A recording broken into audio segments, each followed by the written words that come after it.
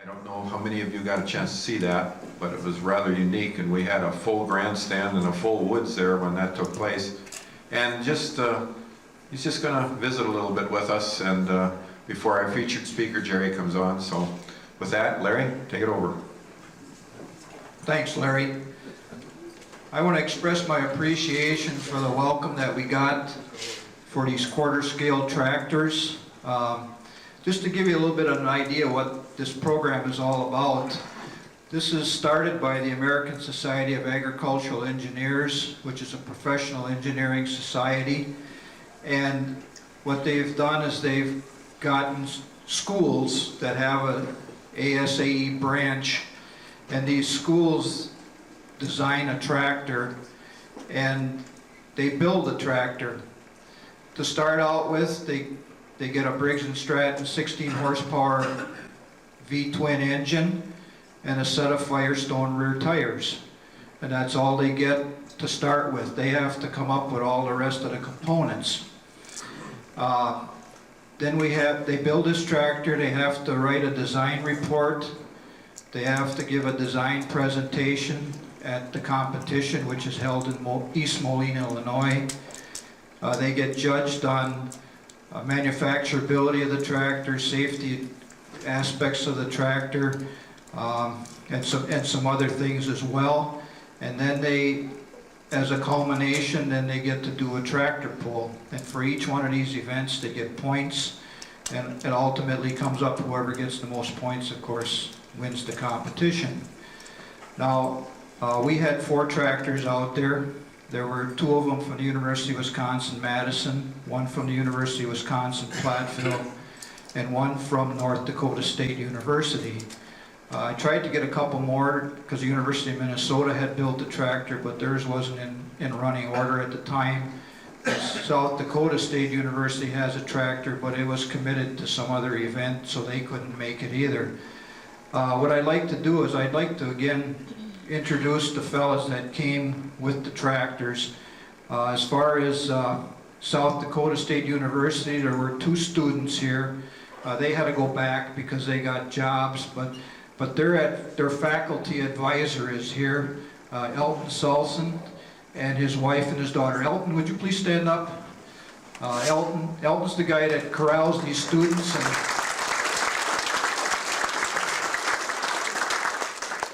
Elton keeps them on the right track.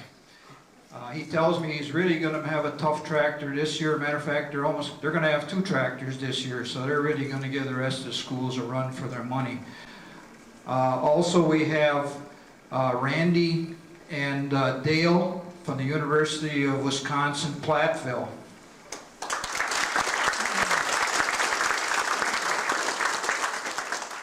That was the blue tractor that was out there.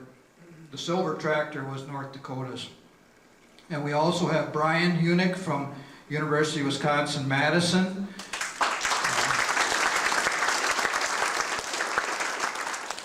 Brian is the student leader for his team, and Randy is the student leader for his team. Congratulations, guys. Thanks for coming. I think everybody enjoyed seeing your tractors and what you do. Now, there were 28 schools that participated this year, and we had 45 tractors at the competition. So we had a real go at it. We put up with 350 college students. And as Nancy tells me, she says, I've never heard so many people say, yes ma'am, no ma'am, thank you ma'am. So these are a pretty bunch of polite people. And girls are involved too. Last year, the University of California at Davis brought a tractor. The team consisted of 4 girls and 1 guy. And the girls did all the work except the welding. So they drilled all the holes, did the assembly, did the design, wrote the design report, the whole work. So hats off to the gals because they can do it too. And their tractor was a tough looking tractor. They did a good job.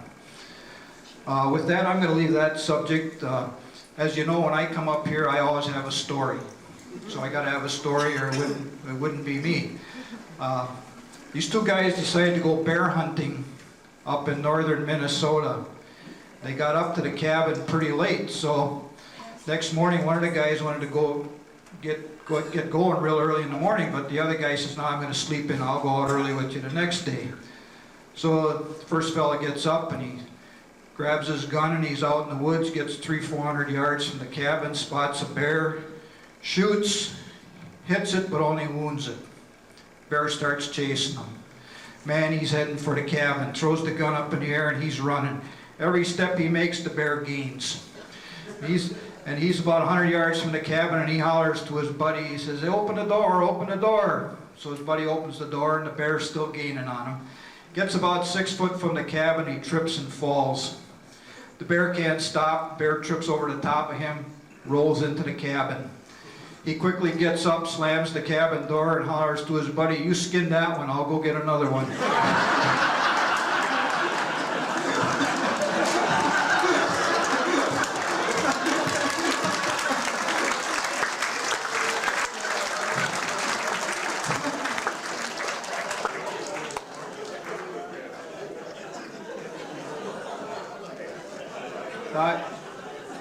I want to tell you one of the things that happened with me with Alice Chalmers.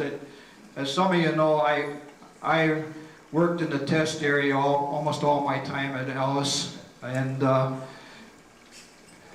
used to go to Texas and I would be down there for 4 months running what we call the winter program. And I had gone down there with some prototype 70-10, 70-30, 70-50 tractors. And my job was to run these tractors 24 hours a day, 7 days a week. And to get as many hours as I could. And I really had a tough time getting hours. And I had to call into Milwaukee 3 mornings a week and report the hours. And there never was enough hours. My boss would say, manager engineering says you're not getting enough hours. And I had told my bosses, Bob, you know what all the problems are down here. One of the things they did to me is they made new fuel tanks. They didn't make them out of turnplate steel, but somebody got the bright idea to dump a can of varnish in the tank, slosh it around, coat all the sides of the tank, and that would do the job.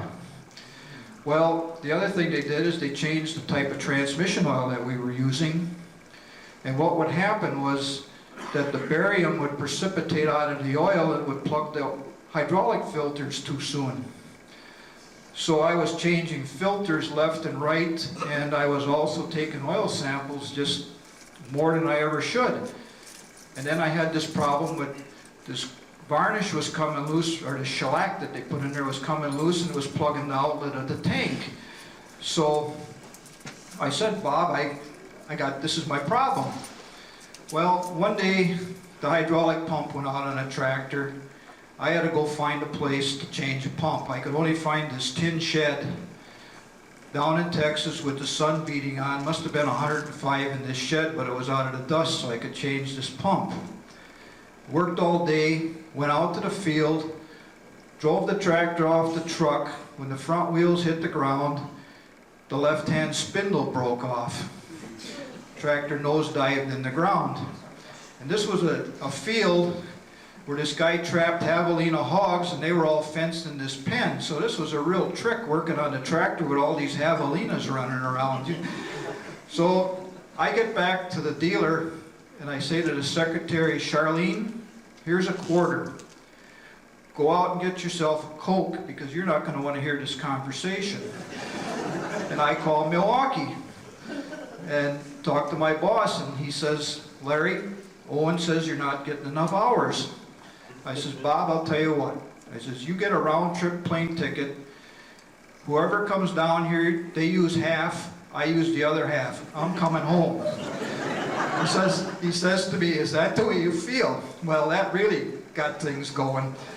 So anyway, the next week on a Monday, or on a Friday, Bob calls and he says, Larry, I'm coming down. Owen wants me to see this test program that you're running. You're not getting enough hours. I said, fine, Bob, you're welcome. So Bob comes down, gets there about 6 o'clock in the evening, and I had told the guys running the tractors, if you have a breakdown, you call me, no matter how late it is. So the first night, get Bob to the hotel about 8 o'clock at night, and I says, I'll be by to pick you up at 6:30 tomorrow morning. Well, I got a call at 11 o'clock that night. Larry, the tractor quit. Called the motel, and I says, hey Bob, tractor quit. We got to get those hours, remember? So I pick him up at the hotel. We drive 60 miles out of town, take the tank off, strain all the diesel fuel, put the tank back on, get back to the hotel about 3 o'clock in the morning. I said, okay, Bob, I'll be by at 6:30 to pick you up. Got to get those hours. So I take him out there and we service the tractor, and he says, well, I'm just going to drive this one. You go service the other ones you got running. I said, fine. So he's out there driving a tractor all day, and I went and quickly serviced the two, and I went to sleep under a mesquite tree. Took him back to the hotel. Next night we get another call about 11, 12 o'clock at night. Call Bob up. I says, Bob, we got to go down and service that tractor again. I says, it quit. Needless to say, to make a long story short, we did this 2 more nights. And I slept under the mesquite tree during the day, and he couldn't figure out how come I could keep up with all of this. And I took him back to the airport on Friday morning, and he says, boy, am I glad I'm going home. He says, I don't know how you can keep this program going. Never did tell him I slept all day. With that, I'm going to turn the mic over to Larry, who will introduce Ox. Ox, I know him well. Ox is a salesman. Need I say any more?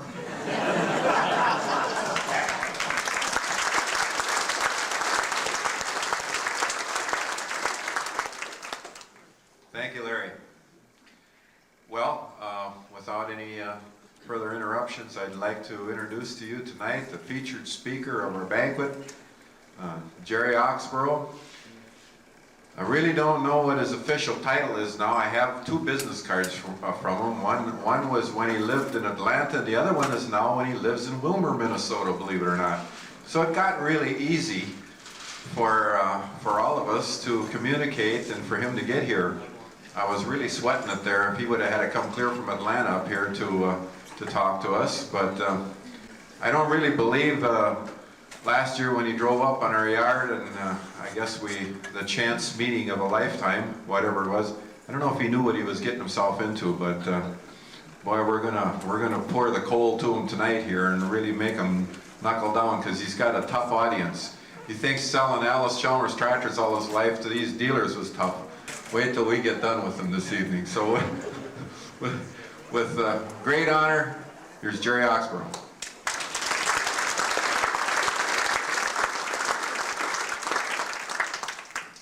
Thank you. It's going to take me just a few minutes to get plugged in over here. I must also tell you, ladies and gentlemen, I had nails for breakfast, okay? If you're a tough audience. Nan, thank you for not taking more than 2 minutes. I appreciate that. Everybody have a great day? Huh? Beautiful weather, huh? I must have thrown away $1 million worth of orange shirts, orange caps, tractor literature over the years. My goodness, huh?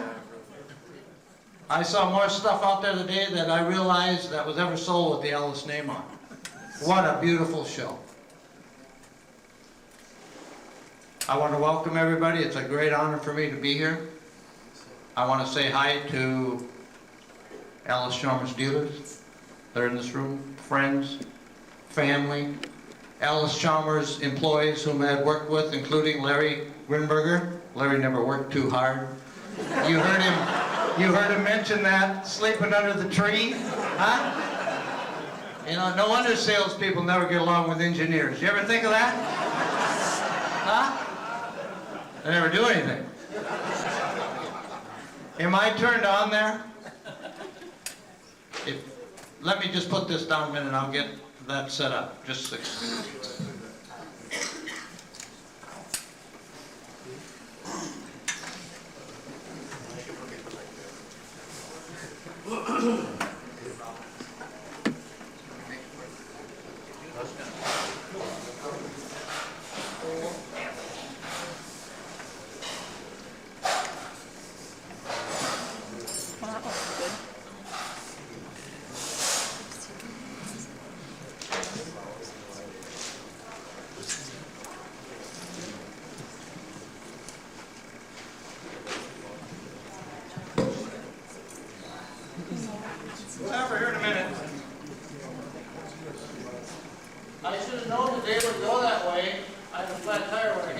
garage this morning, okay?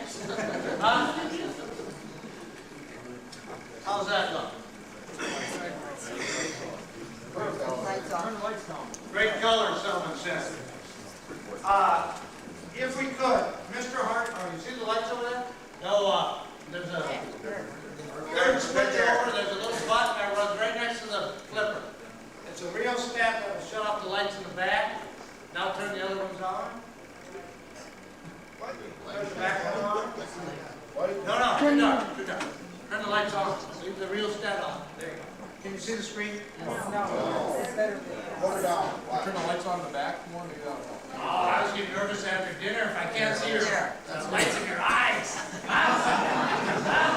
You gotta have some light on there. Turn one on the back. All right. We have good days. We have better days, but never bad days, huh? I compliment each and every one of you on cleaning, waxing, and wiping tractors. There's a gentleman in this room that's sitting over on the wall by the light switch, Mr. M.C. Hardy. Would you mind standing, M.C.?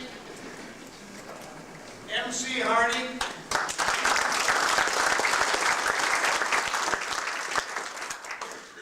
I'm glad he showed up. I didn't know for sure he was going to. M.C. Hardy for years was a region sales manager in the Minneapolis sales office in Bloomington, Minnesota.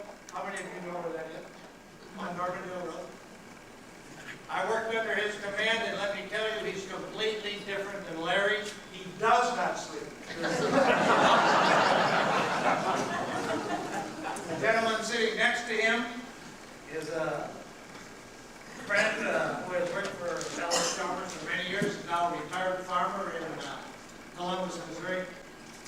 I'm sure I may have missed some other people in here, friends, family, and all of those who I forgot to mention. Can you hear me in the back, or should I use this? Use the mic. Use the mic? I'm sorry. I got a little gizmo on it that follows me around here. But we're going to make this work. Larry started to kind of say where the background was or the title, and let me tell you what happened since 9 months ago when I stopped out here. 9 months ago I stopped out here because my father had passed away. And he had a CA tractor with a cultivator on the front and a planter that he had refurbished. And it's at my brother's garage in Rosemont, Minnesota for about 8 years.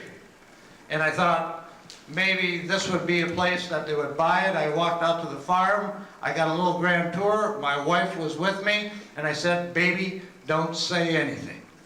You know, well, you kind of have to help them. And I had it made up until the end when we walked out, and Larry showed me a 60-40 tractor that he had just bought, and he said there's only 499 of those brought in to North America. And I said, yeah, I know that. I said, I introduced that tractor to dealers in 1974, and he said, what? Long story short, I'm glad to be here. And I said, well, I got to check with AGCO. At that time, we were living in Atlanta. Since then, I have been transferred. And right now, according to Mr. Ed over here, I live in the rival town called Wilmer. Huh?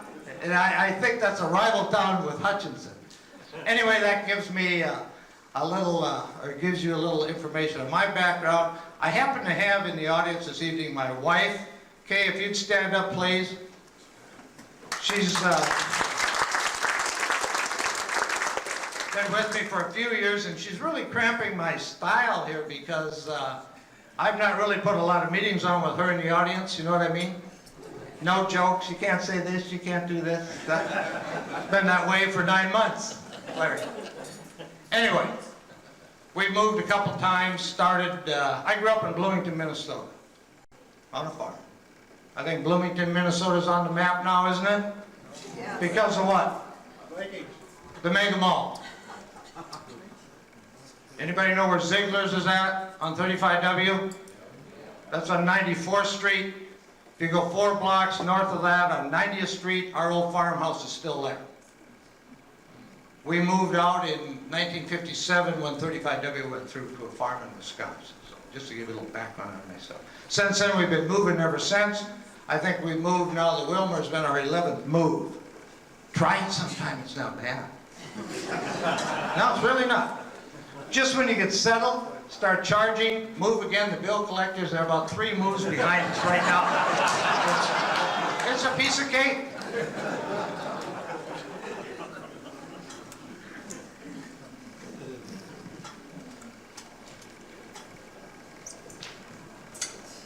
This is not going to be a very serious meeting at times, okay? Because I don't want you to fall. Is anybody sleepy? You want to stand up before we get going here? I do not want you to fall asleep. I ask questions. You're going to have a chance to ask questions. I have, if it's a tough question, I may have a little surprise for you, and I may as well start off right now with a tough question. Who in this room came the furthest to this show? It's got to be outside of Minnesota. It's got to be further away than Wilmer, right? Who came the furthest? Anybody from Canada? Anybody from an international country? Who came the furthest to this show in Hutchinson? Who drove the furthest? Got a hand over here. Gentleman from Washington. Washington State. Washington State. Is anybody here further away than Washington State? We have 2 visitors, one from New Zealand and one from France. In this room. They're not here. In this room. It's got to be in the room. Okay. Toy tractor, 9655. 155 horsepower tractor. Okay? The man who came the furthest. Now do you know why I want you to stay awake? There will be more questions.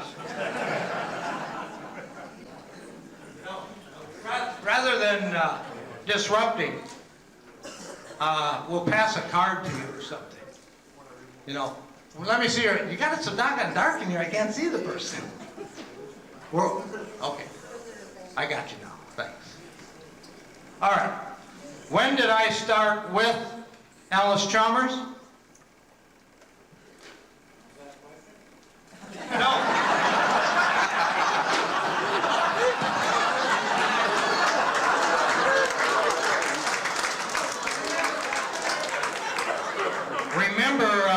Remember the title. I'm a sales engineer, half a sales from Hardy, half of engineering from Larry now, right? So I can sleep and work, right? Okay.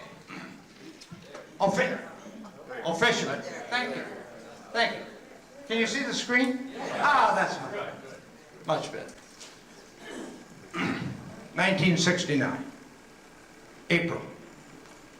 When I started with the company, officially with Alice Chalmers, the 220 tractor just came out. It's a very, very favorite model for me, naturally, because of that. I had worked for a dealer for a couple of years, and I had started with Alice, and we'll get into that.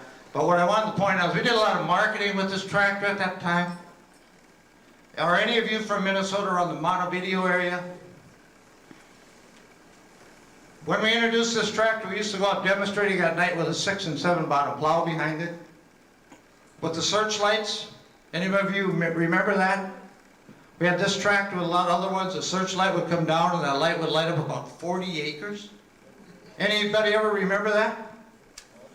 Good for you. Good for you.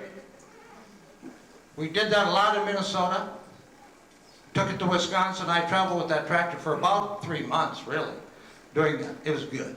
We'd torque that throttle down, let that load under it, punch it forward. We said that engine would recover to rated RPM in how many seconds? 6 seconds, huh? Nice platform. Good. I remember that. Last night, stopped out the farm. Kind of wanted to see what I was up against as far as what the tractors would be on display.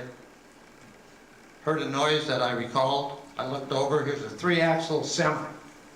Backed up to the dock. Guess what's backing off of it? 220. Guess what was backed off it next? D21. On the top was a little B tractor with a chrome stack. Huh? You probably know who the guy. That gentleman, is he in this room tonight? Yep. Two of my favorite tractors. You don't get a toy yet. You know, questions are gonna get tough. Questions are gonna get tough. Anyway, that gives you some background there. When you work with a company, you get a chance to meet a lot of very, very wonderful people. People that, you know, you remember for a long time. The gentleman on the right, on your right, Norm Swinford, I had the opportunity to spend many years working with that gentleman. He's probably one of the finest that I'll ever run into, with the exception of Hardy, okay? And I just said that to CYA, huh? Talked to him last week. Said he wasn't going to have the opportunity to come. He's written how many books now? 3 books? 4 books. Point Larry was making. Guess who's got the gloves in the pocket? Is that a question?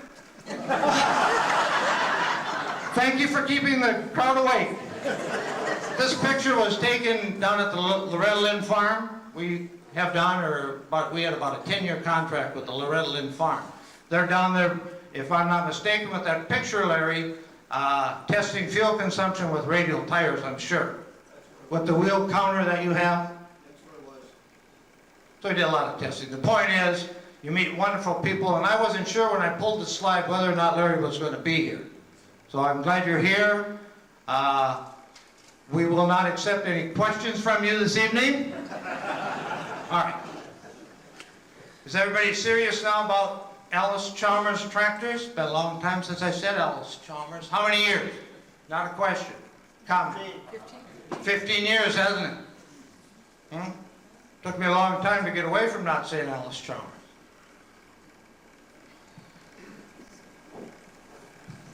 What does Alice Chalmers mean? I can tell you, after seeing your exhibit out there and how beautiful that stuff looks, it means a great deal to you. And that makes me feel very, very proud. Alice Chalmers tractors were the only ones my dad ever had on his farm. I knew very early in life that I was going to work for Alice Chalmers. So it makes me feel good to see that. I just want to share that. All right, let's go. Alice Chalmers to many people meant a lot of different things. We used to go out and put on meetings and said, if you took a drink of water today, somewhere along the line, Alice Chalmers had something to do with that, didn't we? Electricity, dams. In the 80s, Alice Chalmers built 3 of these high horsepower engines. I can't imagine that kind of horsepower. 43,200 horsepower. Can you imagine that? When I used to put on tractor meetings in tough parts of the country like Fond du Lac, Wisconsin, Phoenix, Arizona, where it plowed so hard, I would tell the people, if you need to put counterweights on to hold that front end down, maybe you need an engine like this. It weighed 1,106 tons. 1,106 tons. The crankshaft was 80 feet long. Came in 2 parts. Machined in Japan, sent to West Allis. Why did Alice Chalmers build that engine?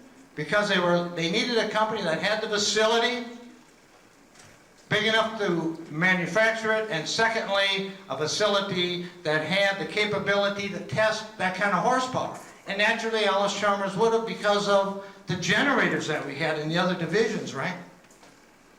126 RPM, rated speed on that engine. 72-inch stroke.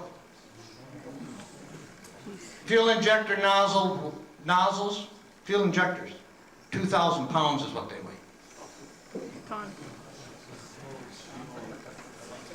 Can't believe the horsepower. Number 6 diesel fuel. It's kind of like molasses. Real thick. The muffler that you see on cost $9,000 to install it. Just install? This is 1980s when 1980 and 81 in West Allis. How'd they get the muffler on? With a helicopter. Helicopter rental. I know. Hang on. ran the engine, disassembled it, sent it back to Japan. Originally, the contract was for 12 engines. 3 engines were built, and then the contract was turned over to the Japanese. So Alice never finished out of it. But it's interesting, isn't it? I can't imagine that. I'm not going to go into a lot of history.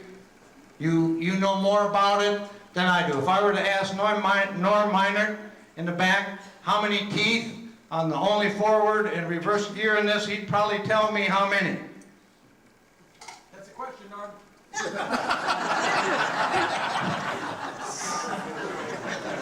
He probably wouldn't tell me, right? Because he probably doesn't know, but he knows them pretty good. You awake, Norm? Yep. Thanks. Okay. Was it a successful tractor? Probably not. Why? Single front wheel, huh? Single front wheel.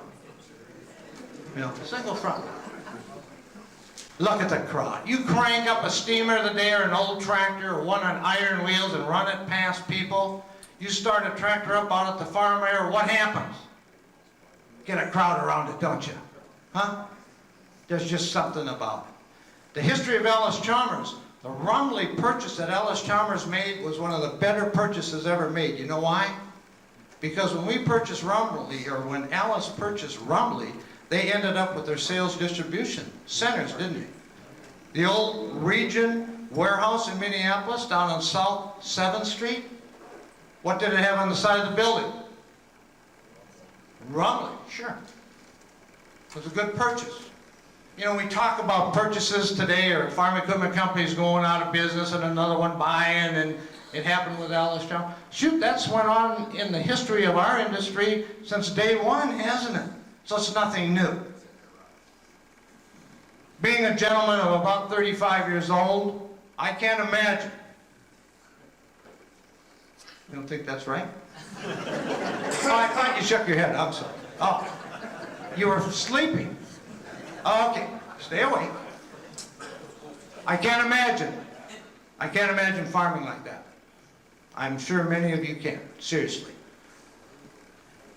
Selling tractors and horsepower, so exciting, but I cannot imagine farming with horses. I cannot grasp it, seriously.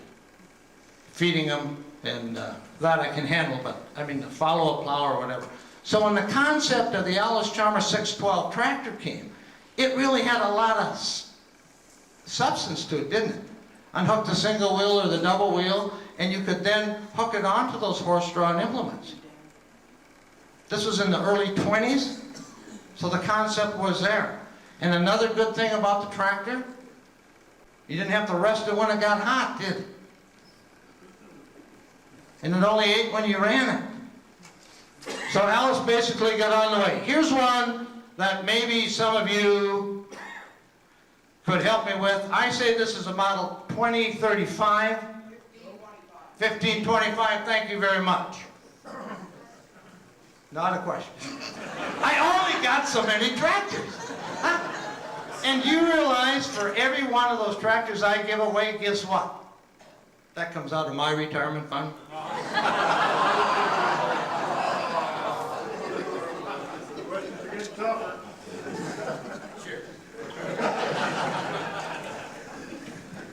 Excuse me, I know I'm not used to doing this. Yeah. I'm used to putting on meetings where I sell something. I'm not selling anything tonight, right?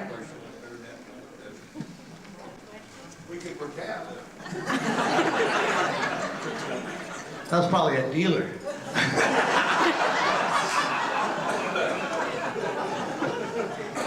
Another thing, not farming with horses, but that had been rough riding, huh? Steel wheels, that would have had to been rough riding. Question. For the public, not individually. When did Ellis Chalmers go to orange paint on tractors? What is the date on that sign? Can anybody read it in the front? Is that a valid restored tractor? This one I had Norm helping with, because we've only been in Wilmer a couple months, and knowing this was coming up, I thought I kind of had stuff lined out before we moved, but guess what? It's in this box, and so I tore the house apart coming up with some stuff, and I ran into this one, and last night I asked Norm, and he said, bring it. He said, I'll take a look at it. He said, it's got to be a mistake. It's got to be 1936. Now, would you agree with that? No. Okay.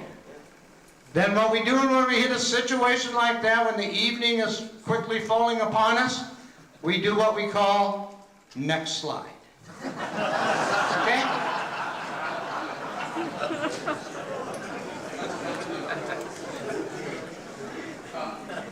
Norm, what kind of tractor was that you determined?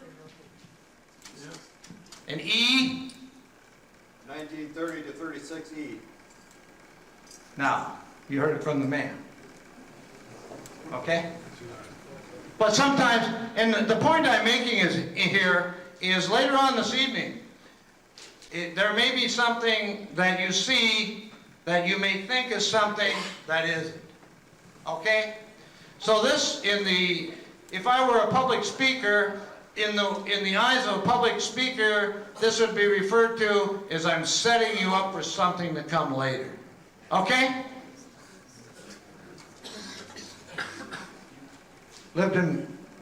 Worked out of West Allis 2 different times. I was in West Allis when the 7000 series tractors came out in '73, and then we had the experience to be back when with Deutz Allis in 1985. Both times we lived in Waukesha, Wisconsin. Both times we were very close to a gentleman's farm by the name of Albert Schrader. But the second time we moved back, they had Schrader Estates. Now, whether or not that belonged to Albert or not, but it was kind of interesting. Because, and we all know the story of the rubber tires, 14 years old, but it was probably a good move. Another first for Ellis Chalmers, fill them with fluid, get some ballast, get some good efficiencies. As it happens today, when we talk about tractors, it's undecided in the industry. What's good for one may not be good for the other customer. As illustrated here, this guy didn't know which way to go, did he? Huh?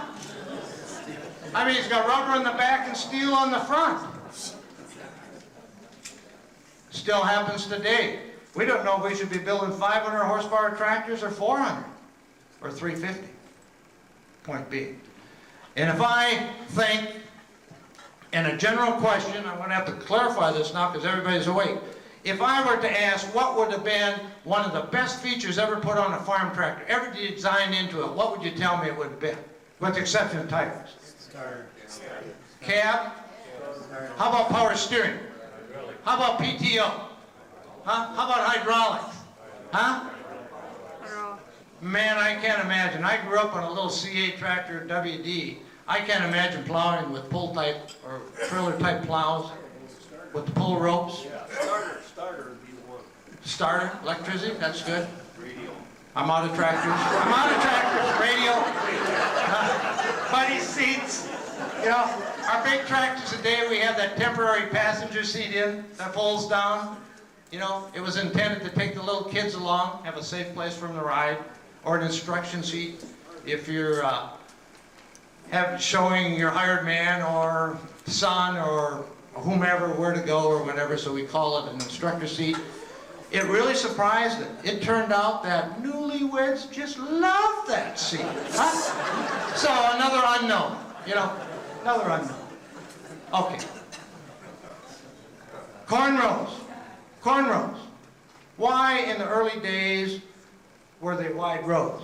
40 inch, 38 width of a horse, okay? Good. Cultivator. United tractor. Quick on, quick off. Turn at the end. Another design by Ellis. A lot of designs.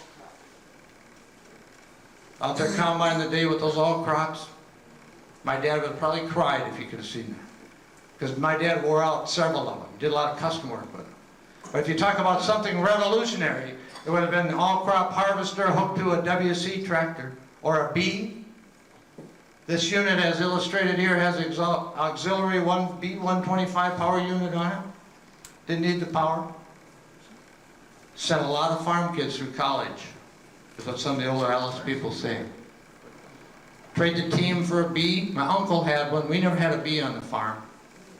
Dad had WC, WD, CAs, but we never had a B. Revolutionized the industry. A lot of Bs out there on display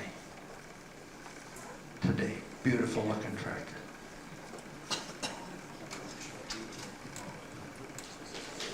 I was watching the round baler today. A lot of stops on that, isn't it? Huh? Who is running that? Is that person in here? Huh? A lot of stops, huh?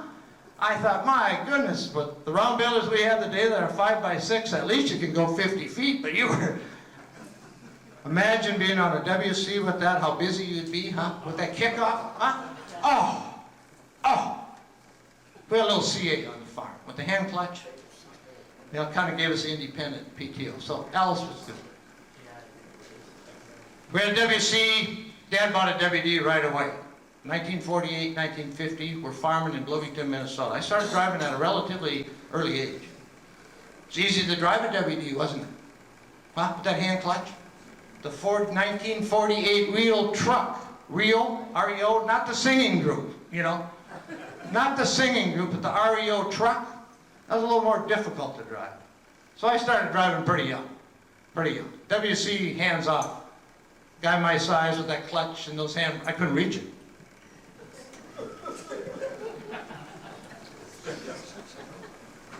Good comment, good concept.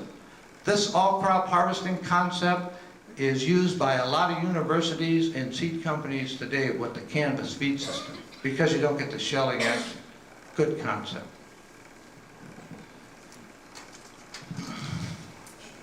We had a G.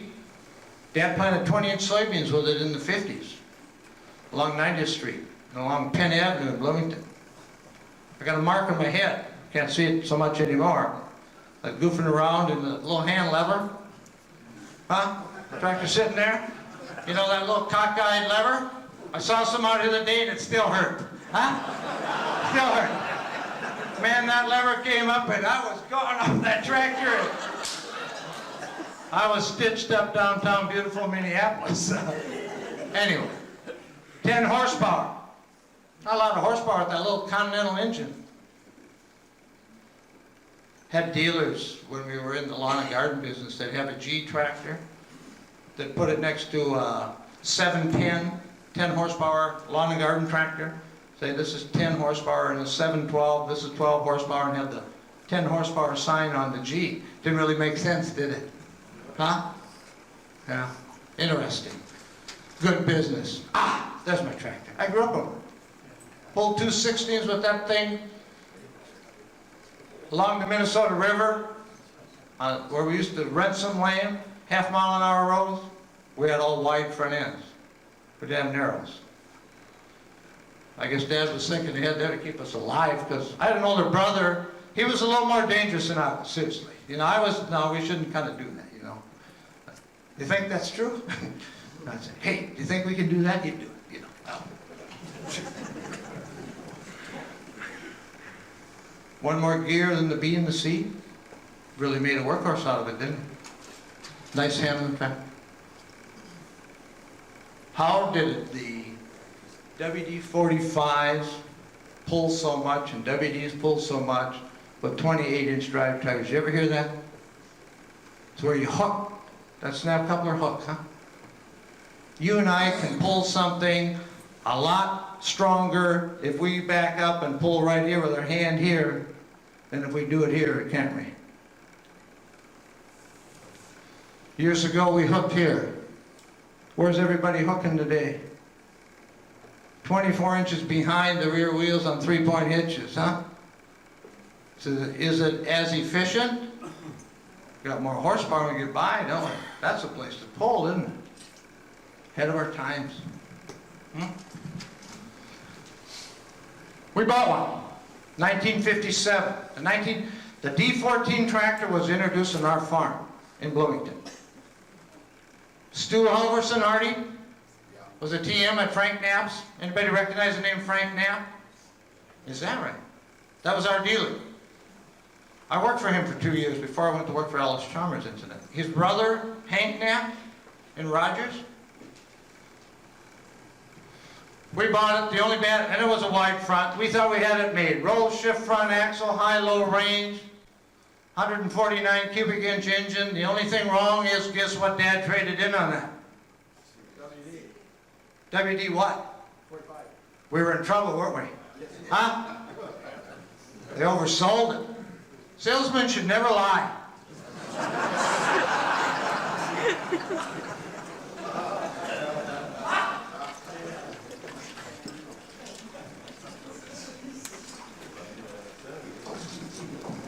They demonstrated it when they showed it to the dealers with 316s.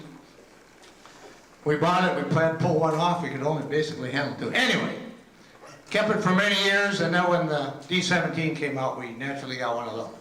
Then we're okay. Question. Free tractor. Is that a proper slide here? Of that tractor? Now look closely. Look at the grill. Huh? The first D17s did not have the full flow oil system. What's the part number of the oil filter? 24912? Worked for Frank Knapp for a couple years behind the parts counter. Never forgot that one. The 23700, huh? Interesting. Remember that. There's my dad. It's got a lot to do with the reason I'm here this evening, seriously. And not for what you're thinking of.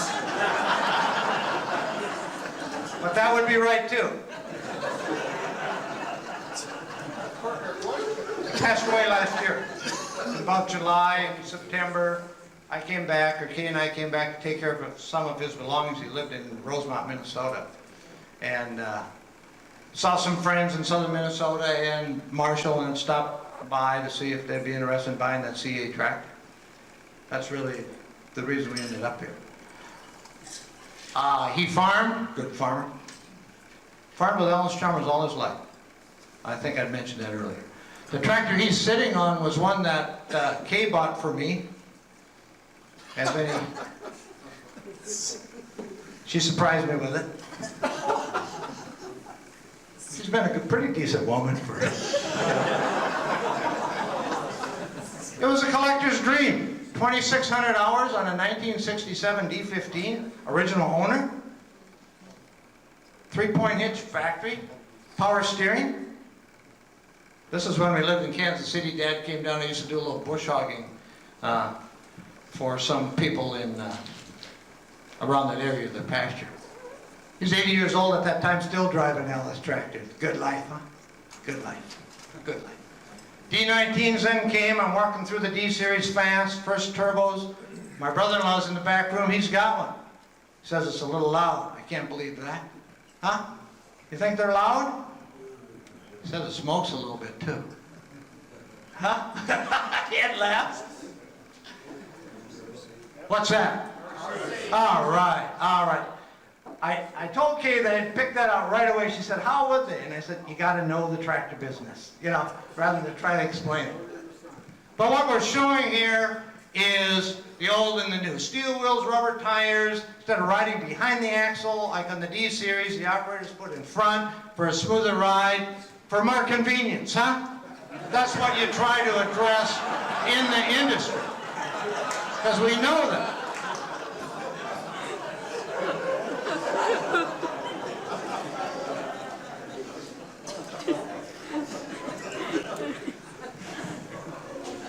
And it works.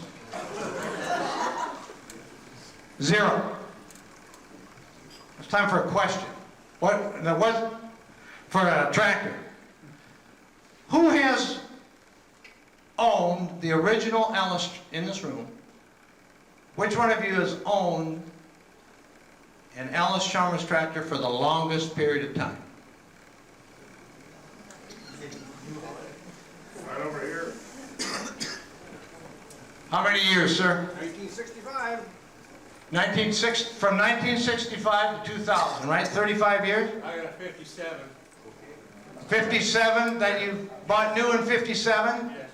I got a You're out, 56. you're in. I got a 56, 48. Now, that were bought new originally. Dad bought it new or you did? Old, okay, a 37. Any older than that? Yes, original owner. Original owner, 37. Any older? 35. Well, this is like an auction, only I can't talk that fast. I can talk faster if I have to, but I can't talk like an auctioneer. 35. Ed? I think that 37 would qualify back there too, huh? That's 2 tractors, Kay, are you keeping track? Okay.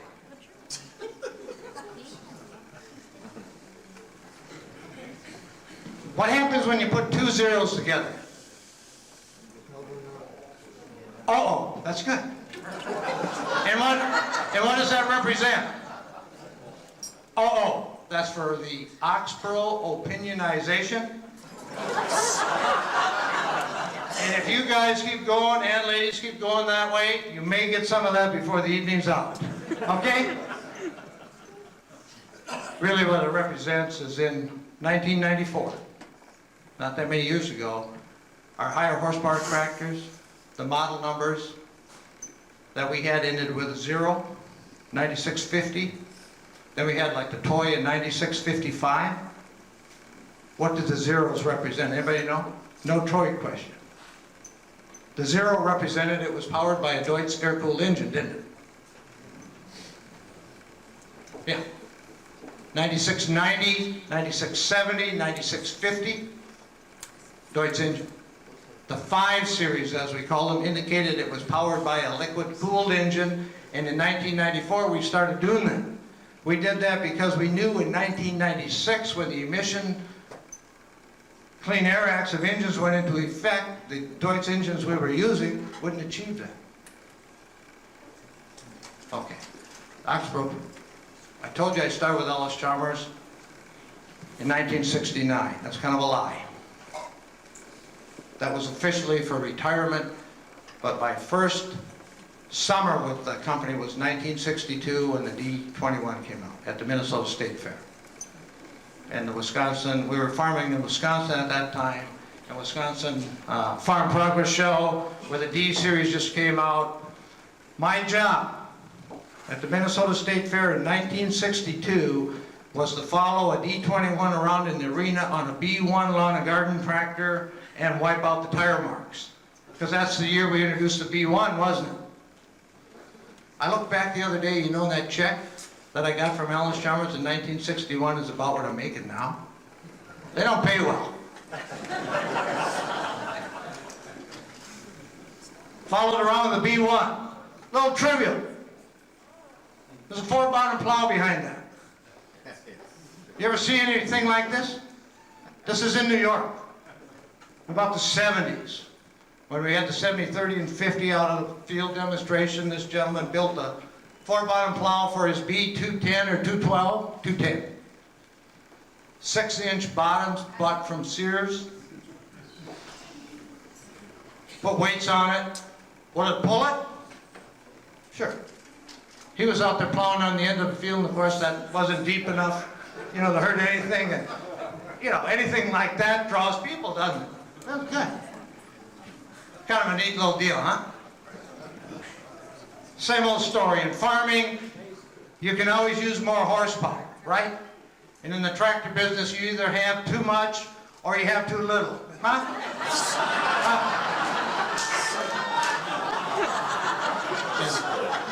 Never fails. Never fails.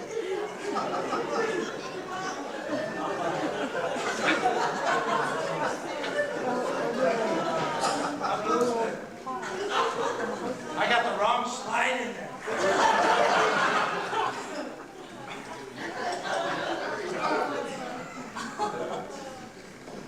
California. Had an opportunity to do a lot of photography. I was digging through some literature today, and some of that literature, you know, when we started in the 70s and stuff, when I look at the tractor literature, I can pretty well say who was in them and where they were shot at, so there's been a lot of it. We were screwing around, this was probably Miller time in Dixon, California, huh? But anyway. Wouldn't you love to have that? Huh? Wouldn't you love to have that? I just happened to find that in the old archives. That's Ray Doggett on there, Hardy. But you contrast today to working with that versus the 940 loader that's out at the farm? Or the HD 11? And it would compare equally to plowing with a buffalo and a stick, wouldn't it? Huh? Huh?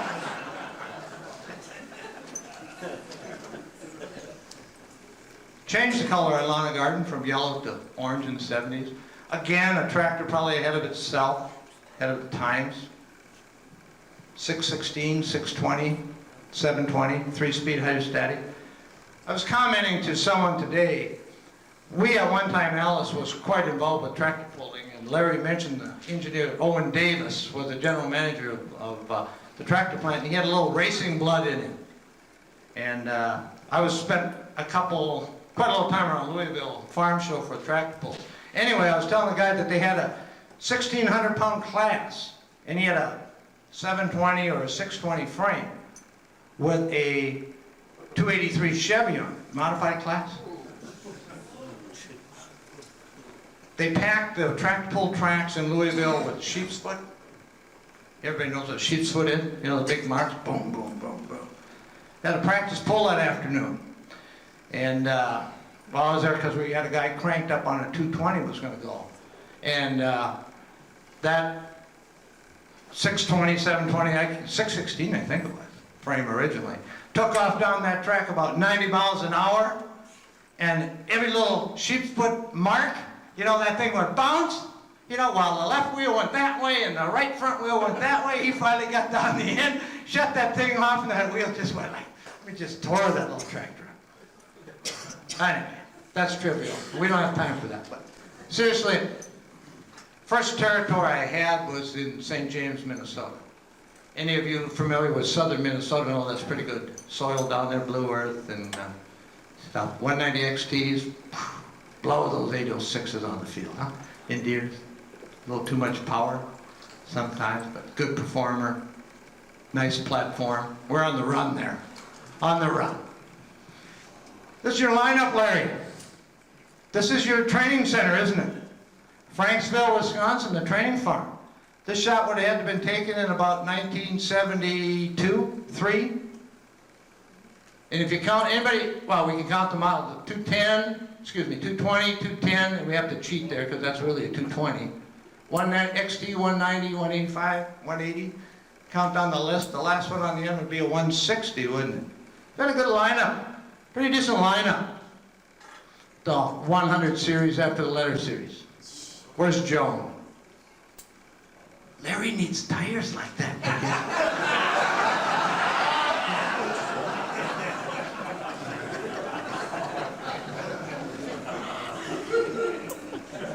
Larry needs big meats for his 220.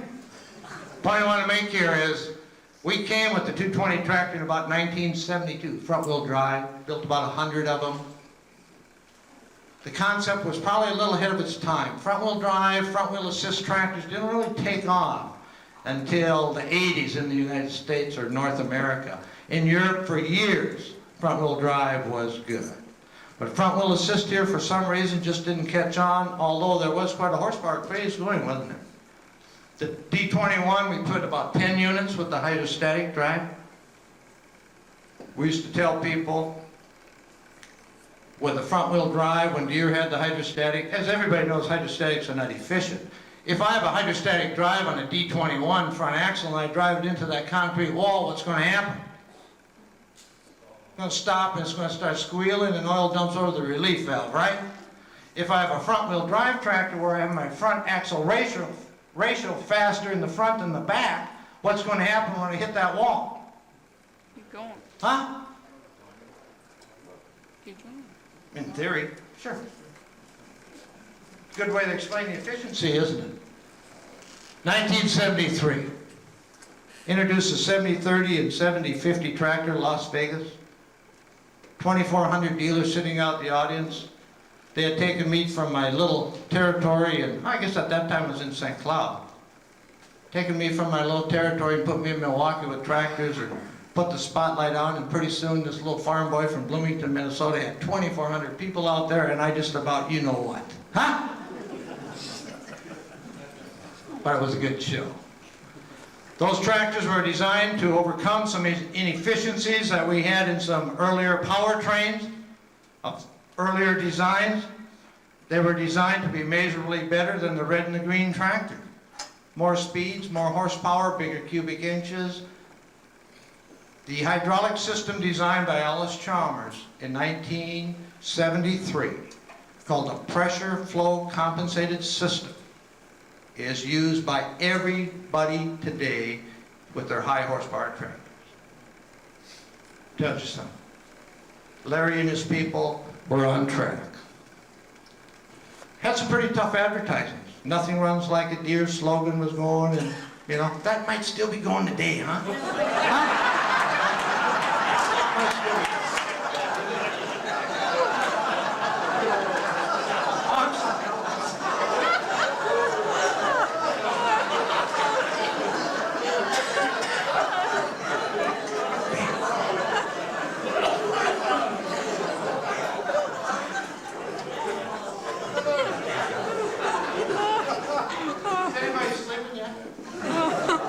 I apologize. The time is running out, isn't it? And I forgot to put my timer when I start.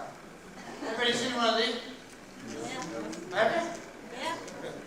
Let me know when that sound goes off. Can you see it from there?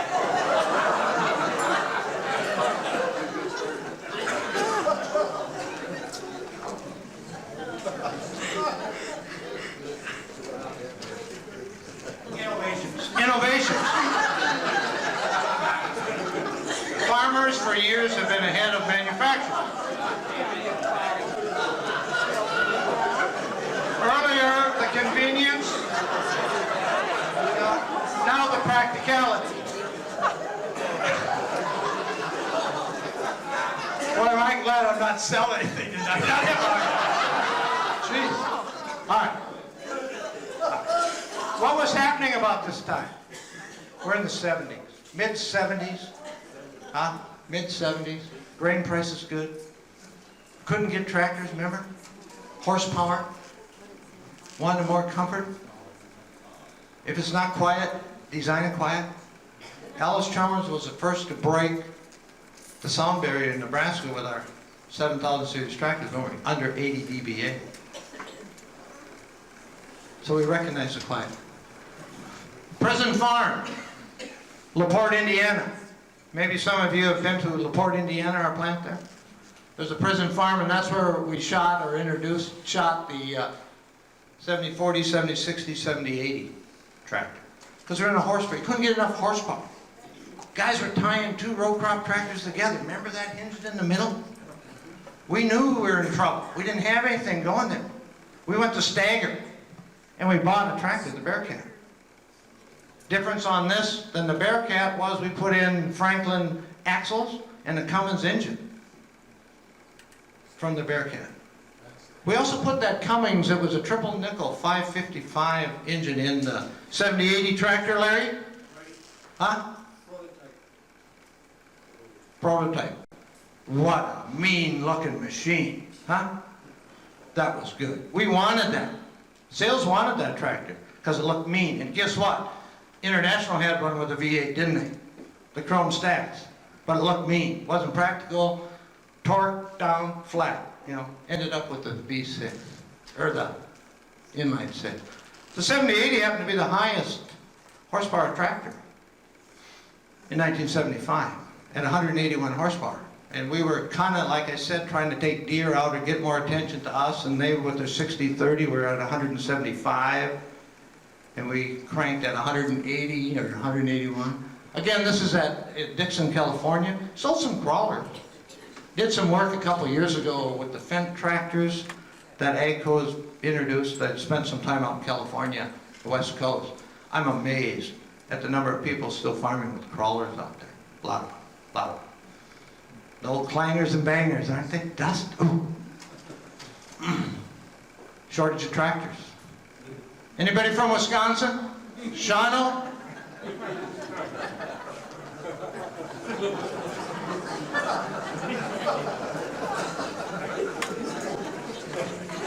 Had to wait for them, didn't we? Couldn't build them enough. Big demand. 64, here's your 6040 tractor, Larry. South Carolina, introduced in 1974. Had the maroon frame.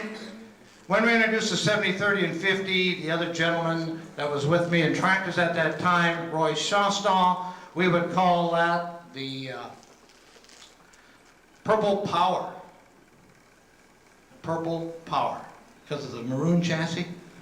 And we both got signed, sealed, and delivered letters from the manager of our sales department and said Alice Chalmers is known as an orange color and there will be no reference to any other color for Alice Chalmers tractor.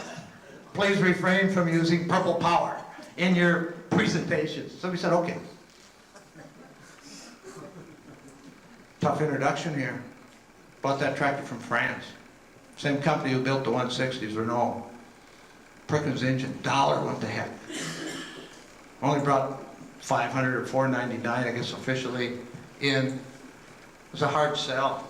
We were priced very high in the market. We went to the southeast because that's the area where a lot of small tractors are sold. The future runner-ups for that was we went to Fiat. If there's one thing Alice Chalmers didn't do, seriously, when you stop and think about all the pitfalls and everything, is we never really concentrated hard enough on smaller tractors, smaller horsepower tractors, 40, 50, 60 horsepower. We could have helped ourselves there. So we always jumped around the suppliers. Anyway, we went to Fiat. Here's one that Larry wouldn't pass for us, a little 30 horsepower. Remember that one, Larry? Had a 12-gauge rubber binder on it, you said? Huh? Or was it a 10-gauge? Anyway, he didn't like it.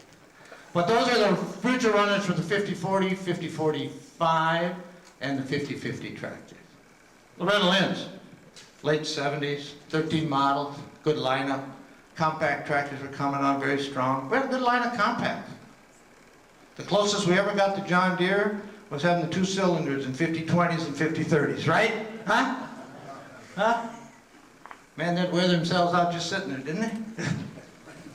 I see a 928 lawn and garden tractor out here. Who owns that? That's smooth running, isn't it? Pardon me? Good. Yeah, good.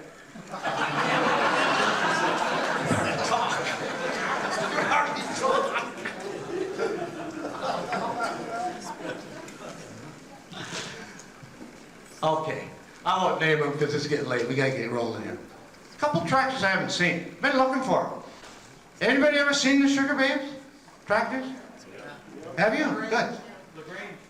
Indiana Grange last year. Oh, is that right? That's good. There's a WC out here with the Thompson high clearance. Is someone in here own that tractor? Thibodaux, Louisiana high clearance tractor?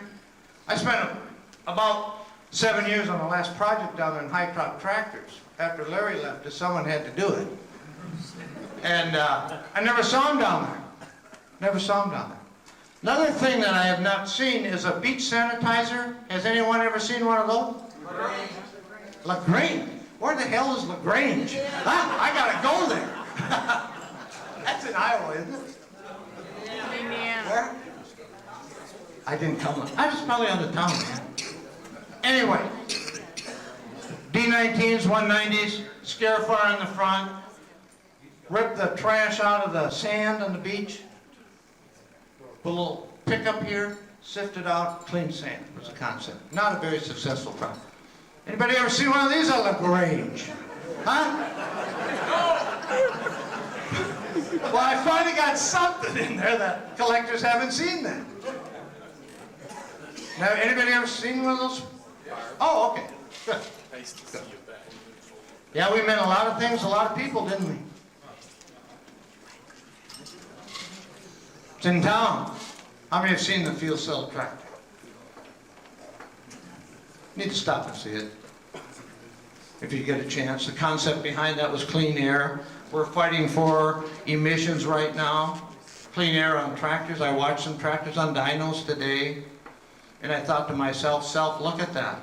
You put a new tractor in the dyno today with electronic fuel control, no smoke. Just don't smoke. The fuel cell tractor, you could probably drink that water after it came out, couldn't you? What it had, 1,000 cells in it, propane gas. It had 15 kilowatts. Was the horsepower, convert that, so it's about 21 horsepower? It has a 26 horsepower engine, or electric motor. 26? 20. It was 15 kilowatts, convert that probably 26. Alice electric motor. And it stands right on there, Alice Shawman manufacturer Alice, it's got 26 horsepower on the stamp. I have seen this tractor. I have seen this one. Not in Milwaukee, but there we go! Ha! Huh? I mentioned that we were quite active with tractor pulling. Mike Klingbeil in the back was quite active in tractor pulling. This is Benny McKinnon. Owen Davis, I mentioned, had some racing blood in him, and we wanted to get in that with him in hand length, arm length away. Benny McKinnon lived in Pittsfield, Illinois, Noble Harrison era, if any of you recognize that. And this, you can see Hope 75 on it. He had been very successful pulling the D21. New series tractors came out. We wanted that on the track and go ahead and put it in, and unsuccessful really, for one reason. Because of the oil clutch. Totally unsuccessful. Benny ended up pulling the engine back, or putting the engine back in his 21. We spent a week down there pulling it. We got so good with the sheet metal off, we could back that in the shed, split that tractor and put different high-range clutch packs in about 35 minutes, and then haul it back out. Spent a lot of time down there. And just get those filings. The theory behind it was get him to shift in the high range as soon as he could start. Well, you know, this thing spun, 6,000 RPMs on the track, and we had that little pump underneath the housing, and your clutch is down. Well, what's happening all the time when your clutch is down, the pump isn't running, right? And you got oil in it. So we went to a muffler shop, and you can see the muffler. Get that oil out of it. The driver's too busy. Just couldn't handle it. But he's a great puller. Any of you pull old tractors? Huh? Don't hurt him. Don't hurt him. If I had an old tractor's pretty, some of them, I wouldn't pull it. Maybe this guy, maybe he got hot, I don't know. Maybe he's trying to put a cigarette out. I don't know. Okay. Now, stay with me on this. What do you think is happening right here?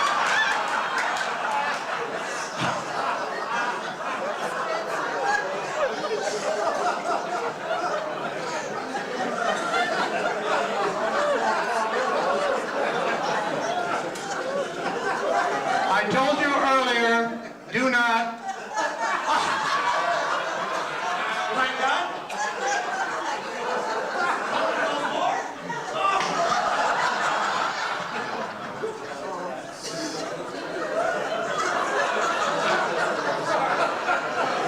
I got just a little more, I think. I told you earlier, don't believe everything you see, right? This is not a 9650 tractor. It is a what? The D21 with new sheet metal, isn't it, Mike? You probably know this puller. I bet he does, sure. This is when we were in Independence, and if we had bad sheet metal, a lot of guys upgraded, and of course, we'd sneak it out the back door for them, and stuff like that, and it made this. Now, the problem child.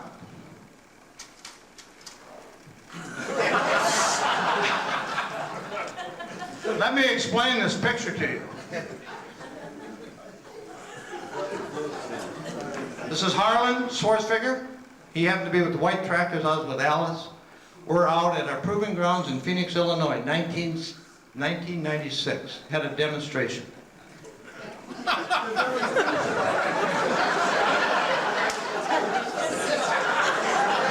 Wrong choice of words. This is an 80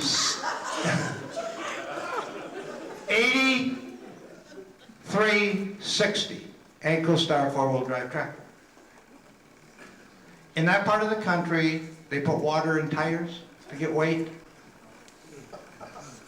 Harlan is draining water out of the... Yeah. I happened to be over there with a camera taking some pictures, and I saw that. I looked, I heard the water run. And that's how it happened. And I said, Harlan. Well, he looked and I clicked.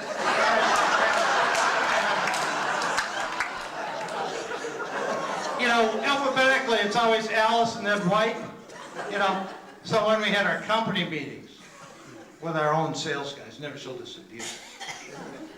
I would introduce Harlan with that, and Harlan wouldn't be in the room, you know. Harlan would walk in the room, and those guys would just be like, he tried for 3 years to get that slide from me. All right, where are we going from here?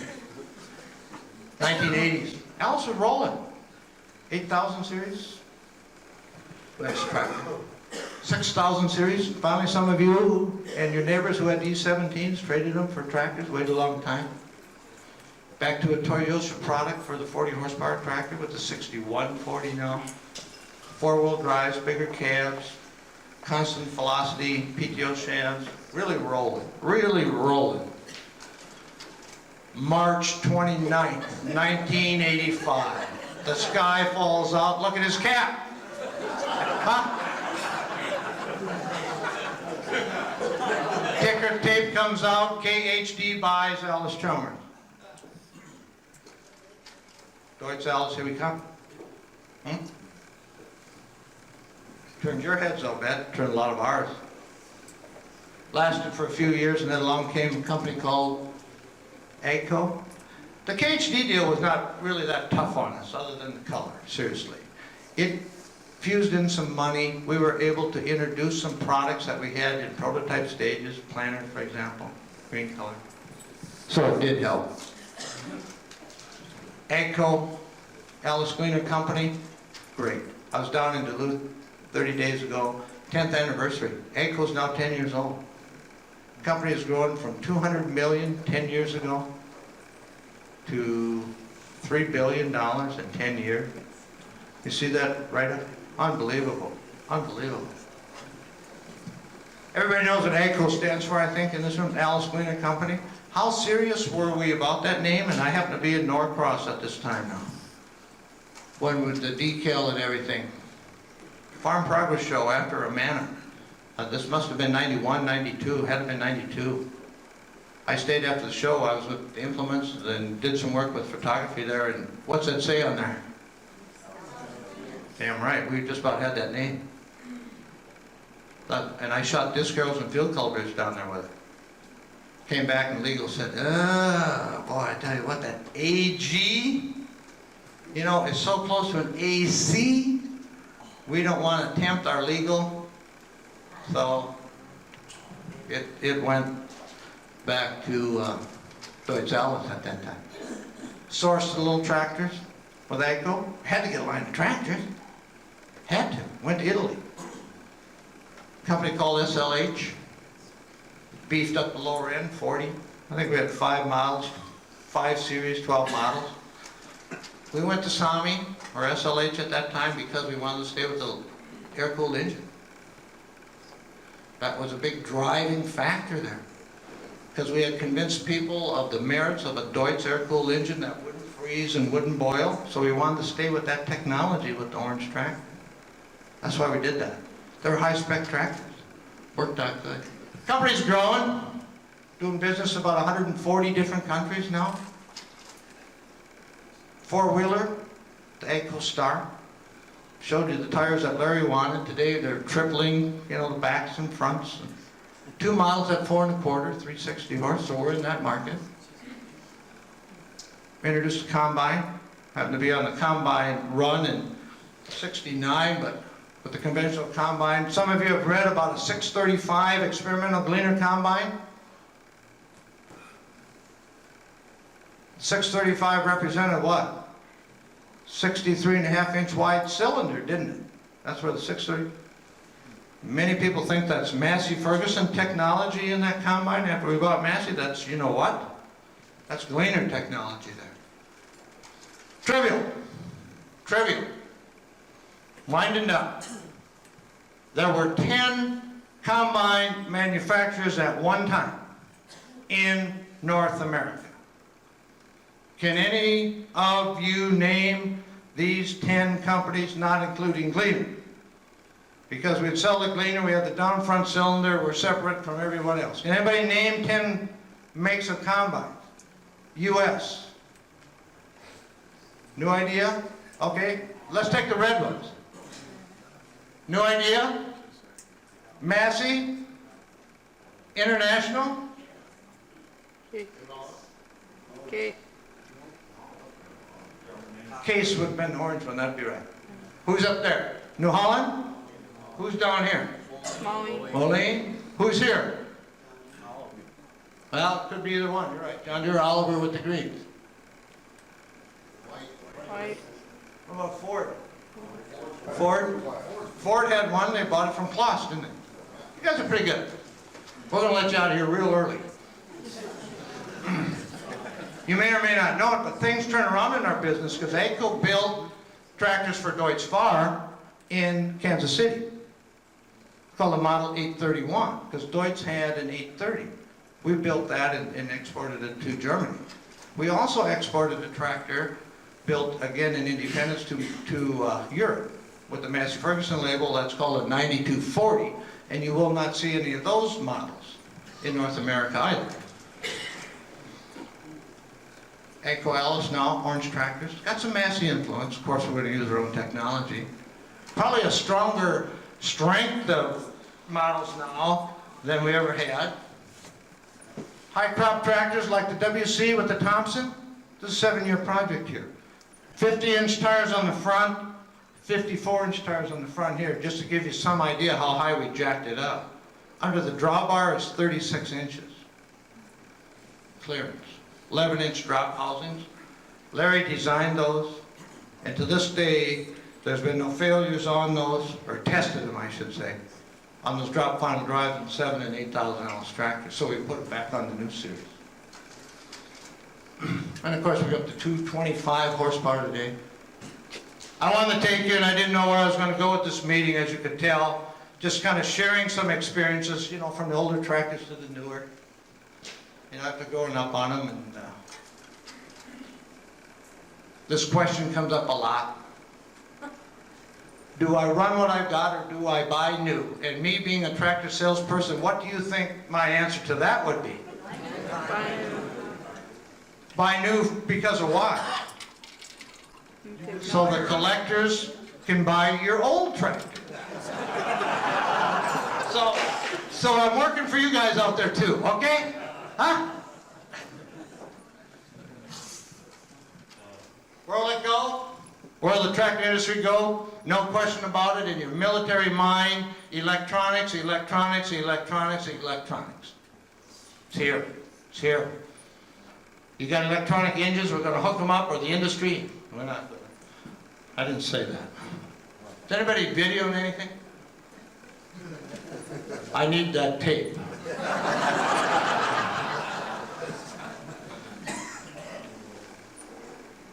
We'll have the engine talk to the powertrain and do some automatic shifting, burst. You know, that's the industry will.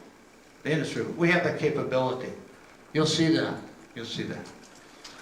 It's been great to reflect with you. We've got some 9655 toys, Larry. We're going to, I've got one question, and then you may give them away for your registration, or I can take them back and try to sell them for retirement. I don't know. Enjoy your show tomorrow. It's beautiful. Thank you very much, Larry.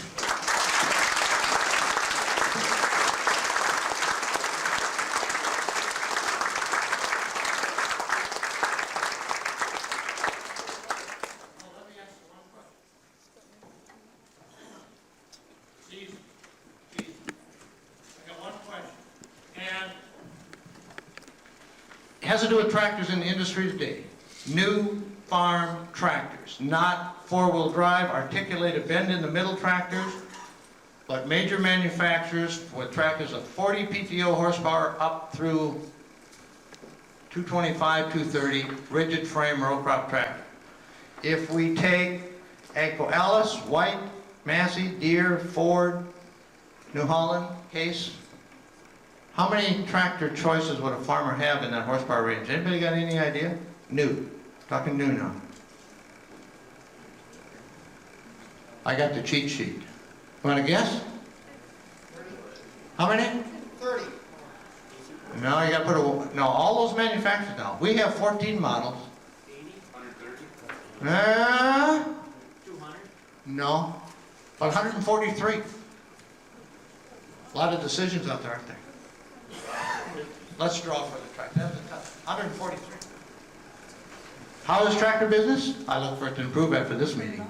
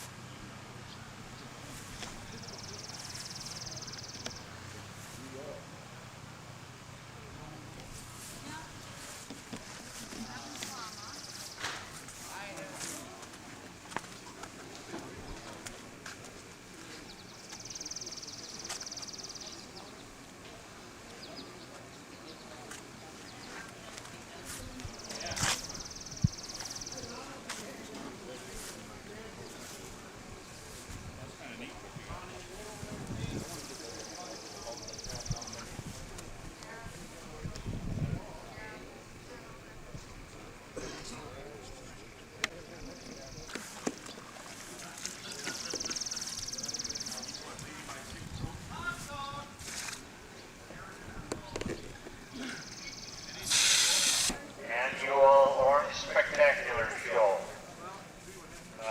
Today's events will be spelled out as the day goes by. A lot of things going to be going on. Field demonstration, tractor pull, a tractor square dance at 3 o'clock. Kitty's tractor pull and pedal pull again today. Armin Lepper is going to start up his 1926 Model E tractor over here north of the end of the grounds. That tractor is an immaculate reconditioned 1926 Model E Special. The special designation was a $200 extra item. It had a whistle on it, and a canopy, and 10 extra horsepower. Arnold's going to start that up at about 10 o'clock.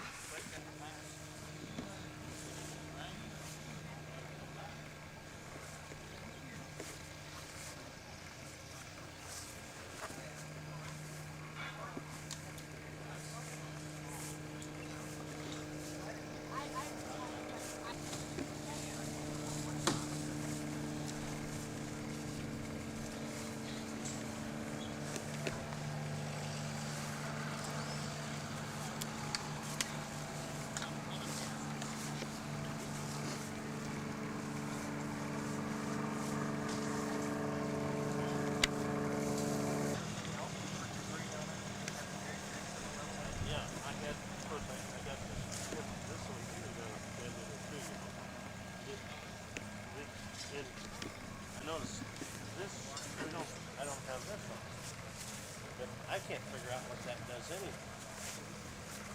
I can't, my wildest dreams, I can't figure out what that piece should do there, other than try to catch hay, you know. So that's one of the things maybe it wasn't. But now, this ladder here, that printer looks black, don't it?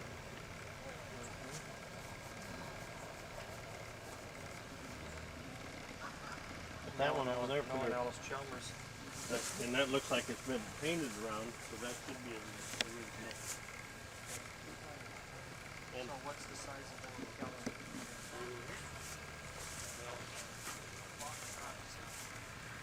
on this 200, here, I've got a number.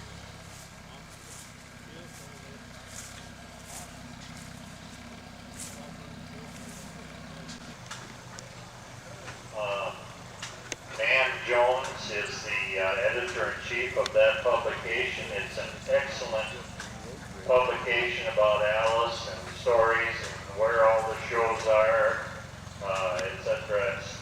Items for sale. That subscription is $20. Weekend Alice Chalmers tractor, all reconditioned. That is first prize, with an option of $5,000.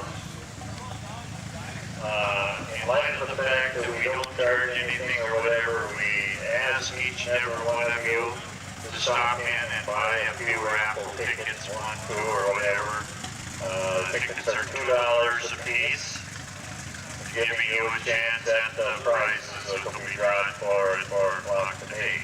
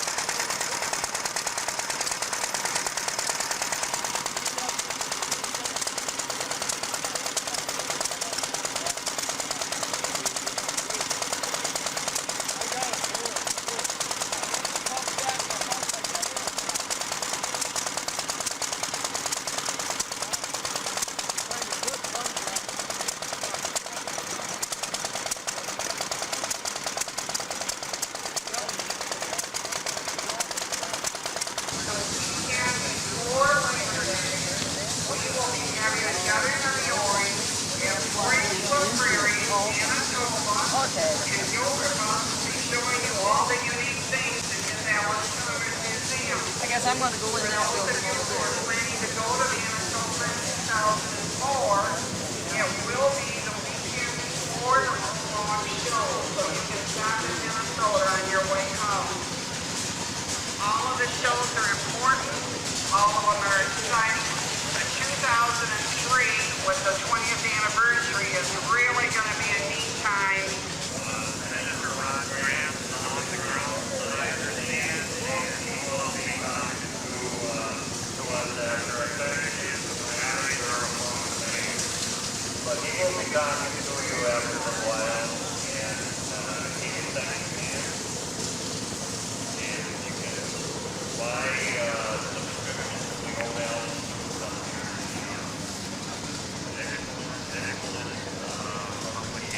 Did you catch Joan?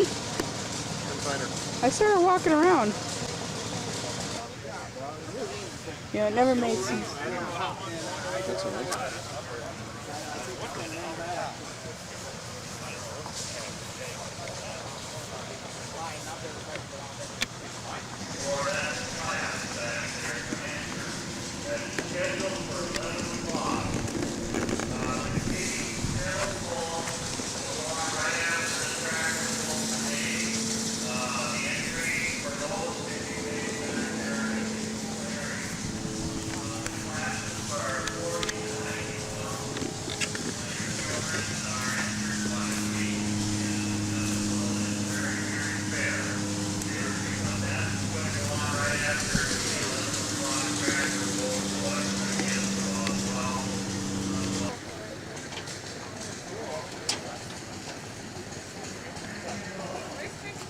I don't know.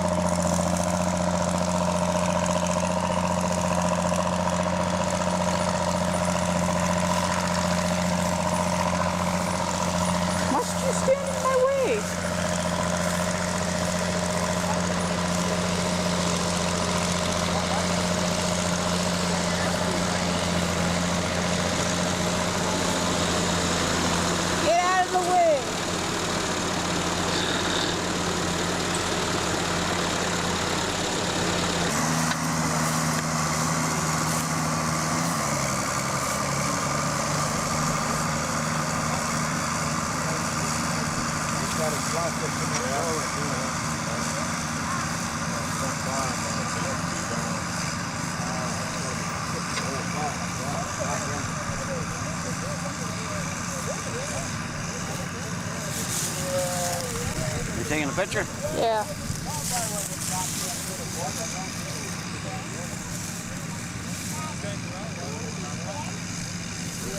No,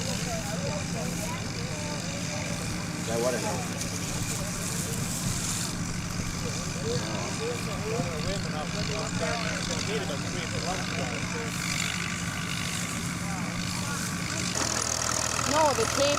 Tape's in there. And I want to go with things good.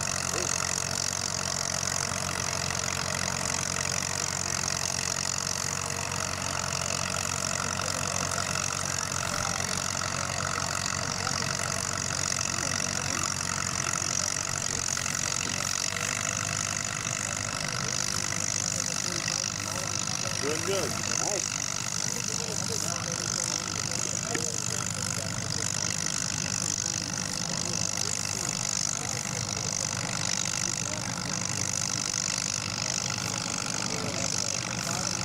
Nice. Just weren't ready.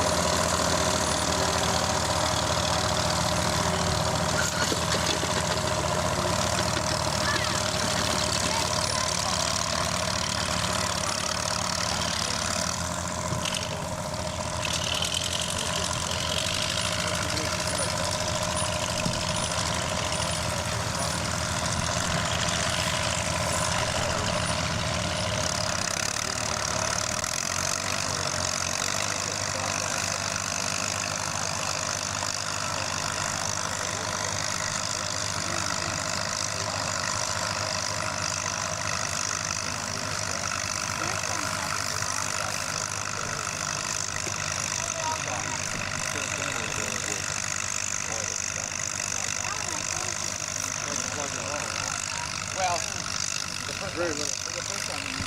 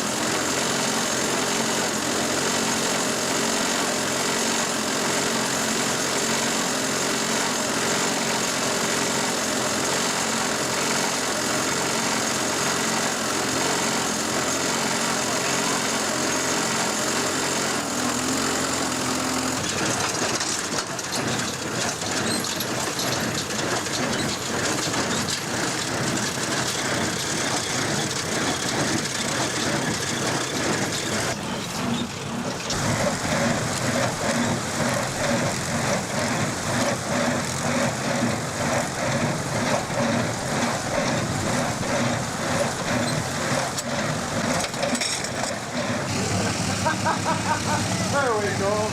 Split those two. Go around one. Yeah, Barney. Get you still on there, Barney? Separate, go around one. Come down the middle, pass through. This ought to be real cool now. When you get home, do a partner trade.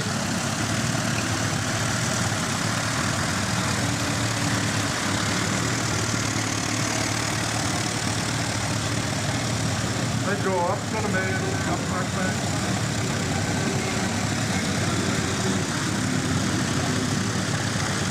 Well, wait till she gets there now. Don't rush her. Back right out. Okay, leave a little bit of room now, because the sides are going to do the same thing you heads just did. Heads pass through, or sides pass through. Look at it right there.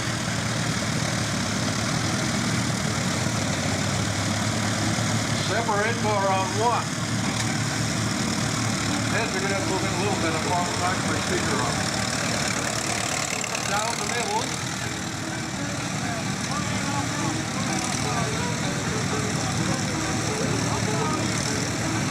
Oh, I guess the head's going to have to give you a little more room, aren't you? We're going to have collision here.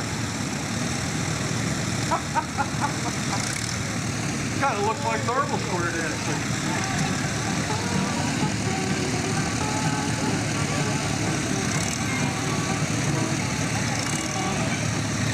Actually, we have a call for that in square dance. Okay, split those outside two if you can. You're going to miss them, go around one.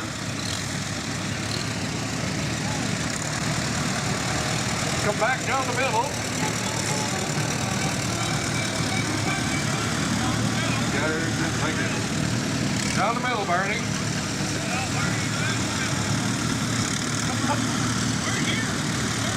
Pass through.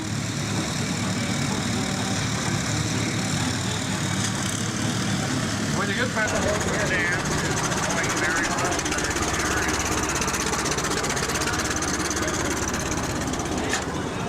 Do a partner three.